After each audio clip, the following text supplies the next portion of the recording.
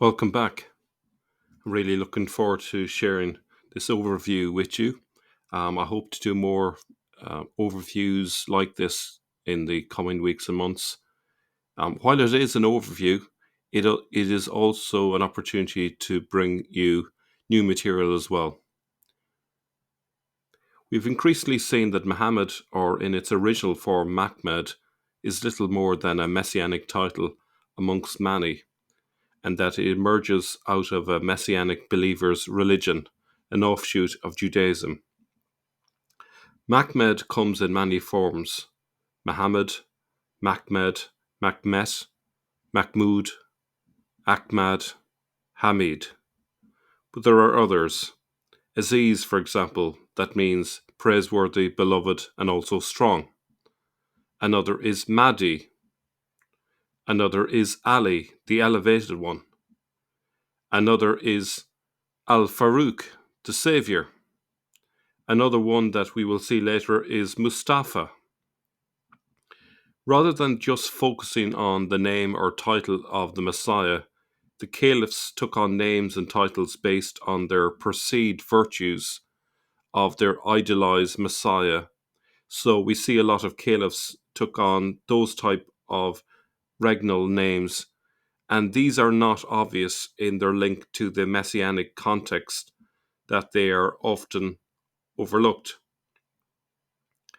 They can apply equally to Allah, so I will treat it as white noise in the data.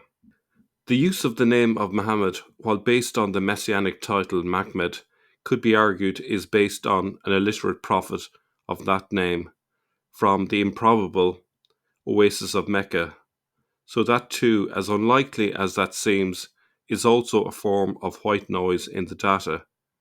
It is not totally irrelevant that the name is used so frequently, and I will acknowledge where it occurs, even while treating it as inconclusive evidence. What will be more significant are other forms of positing the Mahmed meaning of a Messiah, such as words that mean the beloved, the praised one, the chosen one, etc. So later I will pick out the messianic links amongst the caliphs' names, both regnal and personal, to get a sense of how much Islam is but a messianic Jewish offshoot, despite all the accretions that hide that fact. We have seen that there are multiple titles and names that have a messianic meaning. Here is an interesting Hebrew word, ma'amin, which means simply believer. It also has a specific use of relevance to this discussion. Ma'amin mesh'iki. It signifies a messianic believer, a messianic Jew. As an aside, in Arabic, amin means trustworthy, believable, or honest, essentially one worthy of belief. The Ani Ma'amin, meaning I believe, based on the 13 Principles of Faith written by Rambam, contains one creedal statement on the coming of the Messiah. I believe with complete faith in the coming of Mashiach, and although he may tarry, nevertheless I wait every day for him to come. So this is a credo that is said by many Jews, even in the morning time during their prayers. So obviously Jews are still waiting on the Messiah to come. But I'm going to suggest that this is exactly what Islam is doing as well. It's a messianic movement. There's confusion as to whether the Messiah has come already, is to come, is coming at the end of time, or, there's a bit of confusion around that, but it's essentially a messianic movement or messianic cult, depending on what way you want to term that. Now, the plural of the term is ma'amin meshikim. In the 7th century, we see frequent references to Mahmed or Mahmet. Hence, it is no surprise that the leaders of this group were known as commanders of the believers, Amir al-Mu'minin. Up to now, scholars gave al-Mu'minin a vague meaning of just believers, as if an ecumenical movement of liberally minded do-gooders existed in the 7th century. This is nonsense. There was a common belief in the imminent arrival of the Messiah, so it should be understood specifically as in the Hebrew term Mahamin Meshiki. Amir occurs once in the Bible, in Isaiah 17:6, and there means top or topmost, as in topmost bough of a tree.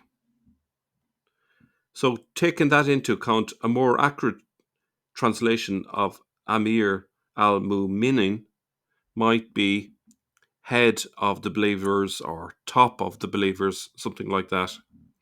Commander, as in commander of the believers, introduces a military meaning that doesn't exist in the word itself. Even Shoemaker, in his book Death of the Prophet, offers a lot of primary source evidence of messianic hopes in the 7th century, including the secrets of Rabbi Shimon ben Yohei, an apocalypse written sometime around the middle of the 8th century. When he cries aloud with frustration, asking if the Jews had not yet suffered enough oppression at the hands of Edom, that is, Rome, the angel Metatron comes to him and reassures him that God will use the Ishmaelites to free the Jews from Byzantine oppression. Do not be afraid, mortal, for the Holy One, blessed be He, is bringing about the kingdom of Ishmael only for the purpose of delivering you from that wicked one, that is, Edom or Rome. In accordance with His will, He shall raise up over them a prophet, and he will conquer the land for them, and they shall come and restore it with grandeur. Great enmity will exist between them and the children of Esau. End quote. I should just say in passing, if you're confused why Edom and Rome is being treated as the same thing, it's got to do with the idea that there were Jewish leaders who became Caesars in Rome, and this was mentioned by A.J. Juice in the paper that we did a series on there just recently. This delivering Israel from the wicked one is the essence of the Messiah's task.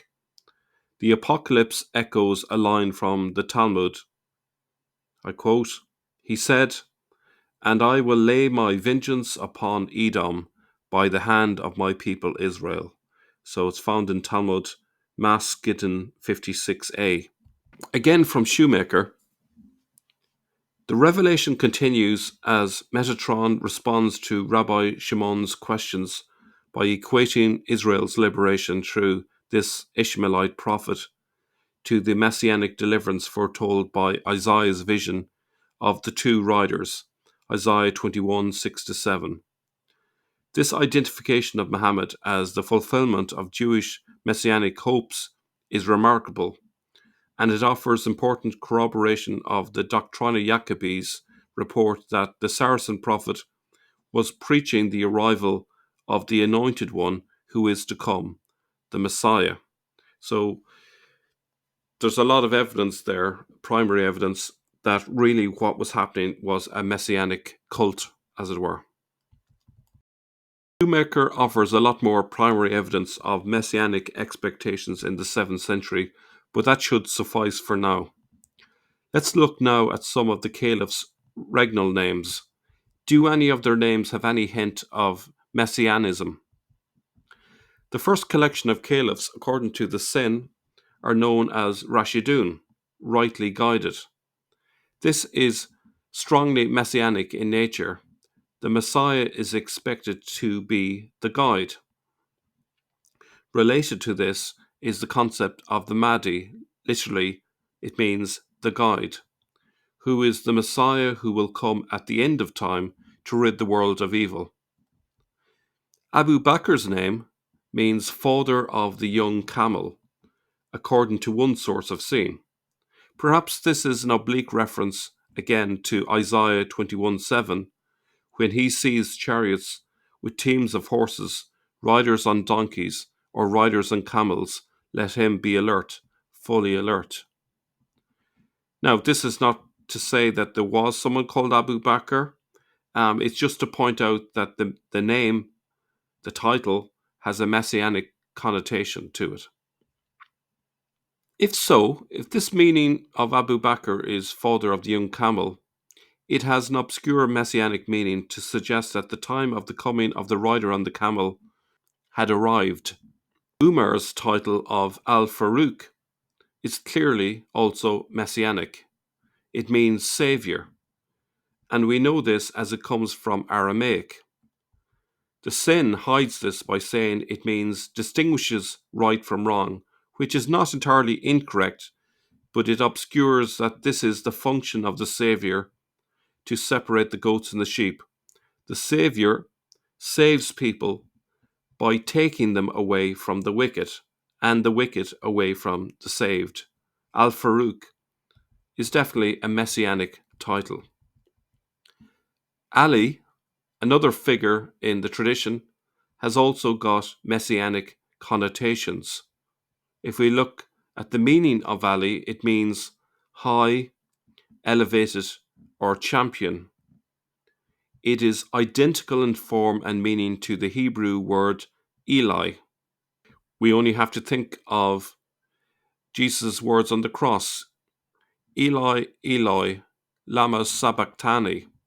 And of course, the people who were beside Jesus said, oh, he's calling on Eli, because of the messianic connection with Eli. So Eli goes back to the high priest Eli in the biblical books of Samuel. The Messiah is associated with the temple, and so this can also be taken as a messianic reference. Let's look at the Umayyad caliphs. The ones that stick out as messianic are Abd al-Malik, literally servant of the king. Is this messianic in nature? Two ideas of the Messiah were that he would be a suffering servant and a conquering king.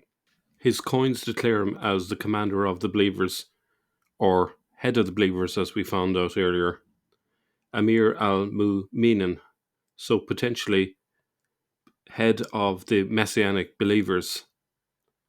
Suleiman ibn Abd al-Malik, 715 to 717 AD, is another contender. Suleiman is the Arabized form of Solomon. It couldn't be any more messianic. Literally, Solomon was King David's son. The Messiah is a descendant of King David. We also see there Umar ibn Abdal Aziz, which would be son of the servant of the Messiah. So that's another messianic reference found in the caliphs' names. Next, we will look at the Abbasid caliphs. Al-Mansur, meaning the victorious, is found amongst lists of the Mahmed's names and appellations, so it can be considered messianic. His son's regal name was Al-Mahdi, meaning the guide, so it too is messianic. The Mahdi is the one at the end of time to rid the world of evil. He reigned from 775 to 785 AD. For good measure, his personal name, Abu Abdallah Muhammad, carries the Mahmed title. His son took the title Al-Hadi, which, like Al-Mahdi, also means the guide, a clear messianic title. His personal name is Abu Muhammad Musa and carries, again, the messianic title Mahmed. The following caliph, Al-Rashid's regnal name, means the righteous and can mean guide to the right path, i.e. this is consistent with a messianic meaning. He reigned from 786 to 809 AD. The Abbasid caliph from 809 to 813 was called Al-Amin and carries a similar meaning related to belief as Ma'amin. But it doesn't mean believer. It means devoted, honest, straightforward, trusty, worthy of belief, loyal, faithful, obedient, etc. It is found amongst titles for Mahmed, so is a messianic title. He also has the personal name of Muhammad, Mahmed being a messianic title. It is not surprising to find people taking on the Messianic title Mahmed as a personal name because they are Ma'amin Mesh'iki, Messianic believers. The following Caliph, al-Mamun, carries the same meaning as Amin. Caliph al-Mu'tasim's personal name was Abu Ishaq Muhammad, again the Mahmed Messianic title given in his name. Caliph al-Muntasir's regnal name, more fully al-Muntasir Bilal, means he who seeks victory in God, could be interpreted in a messianic sense. His personal name, Abu Ja'far Muhammad, also carries the Mahmed signifier. He reigned from 861 to 862. Caliph al-Musta'in doesn't have an obvious messianic meaning to his regnal name, but his personal name, Ahmad, is an alternative name for Mahmed, and his father's name is also Muhammad. He ruled from 862 to 866 when he was executed. After al-Musta'in, we see the presence of messianic belief in the variations in names for the Messiah in personal names for a series of caliphs. We have al-Mu'taz, 866 to 869 AD. His personal name was Abu Abdallah Muhammad. And then we have al-Mu'tadi, 869 to 870 AD. His personal name was Abu Isaac Muhammad. Al-Mu'tamid, 870 to 892. His personal name was Abul Abbas Ahmed. Again, we see that messianic title in his personal name.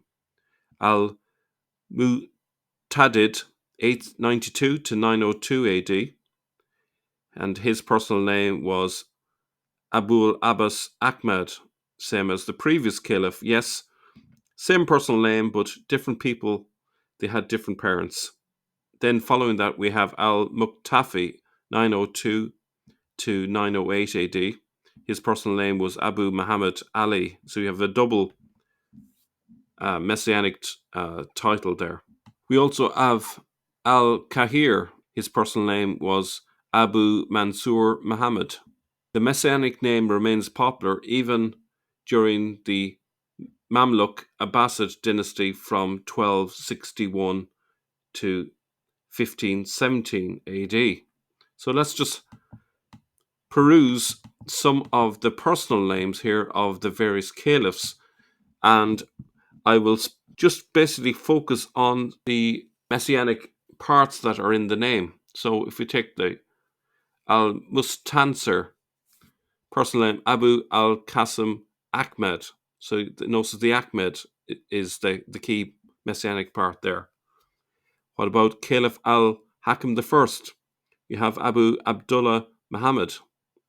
And then we have al-Mustafil I, Abu Arabi Suleiman. If you look at al-Hakim II, his personal name is Abu al-Abbas Ahmad. We also have al-Mutawakkil I, his personal name Abu Abdillah Muhammad. We also have al-Mutawakkil I and his personal name Abu Abdillah Muhammad. If we move down then to al-Mutawakkil I, his personal name Abu Abdillah Muhammad. We also have the reign of al-Mu'tadid II, his personal name Abu al-Fat Dawood. The Dawood bit is obviously a very clear messianic title because it's referring to David himself. Following him was al-Mustakfi II, Abu Arabi Suleiman, again the messianic name there. Later we have al-Mutawakkil II, and the key part there, as you can see, is the Abdul Aziz. Aziz is a messianic title meaning something similar to beloved, praised one, strong, and so on. Al-Mutawakkil III, his personal name was Muhammad, and I believe it's the same guy again. Al-Mutawakkil III, personal name Muhammad. He might have been kicked off the throne and then came back again, as far as I can tell. Now, during the Ottoman period, the caliph names again showed a greater willingness to be openly messianic.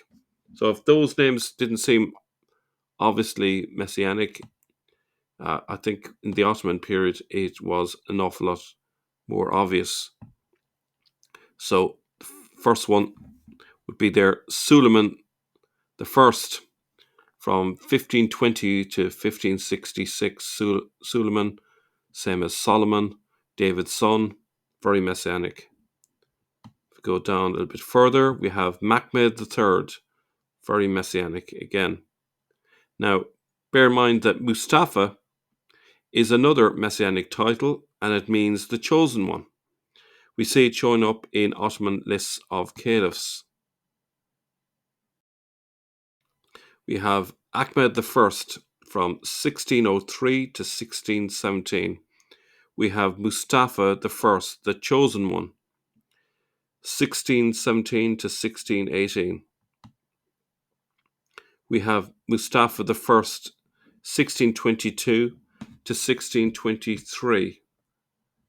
Now, it looks like that this is the same person, so bear in mind that sometimes they get removed and then they come back to rule another day. We also have Machmed IV, we have Suleiman II, Ahmed II, and Mustafa II. We also have Ahmed III, who ruled from 1703 to 1730. So we can see clearly that there's a very strong use of messianic titles in these variation of names. We have Mahmud I, 1730 to 1754. We have Mustafa III from 1757 to 1774. We have Abdul Hamid I, Hamid being another messianic title, similar to Muhammad and Mahmud and Mahmud, 1774 to 1789. Now, bear in mind that the full meaning of Majid in Arabic is glorious, praiseworthy, exalted. It has a very similar meaning to Mahmed, so bear that in mind, Majid.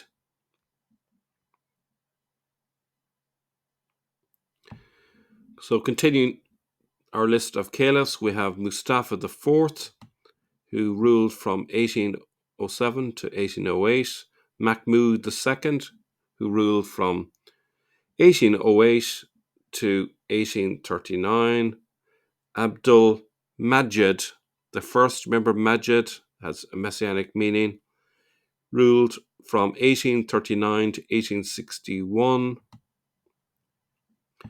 Abdul Aziz, 1861 to 1876. If you remember, Aziz also has a similar meaning to Mahmed. It's a messianic title.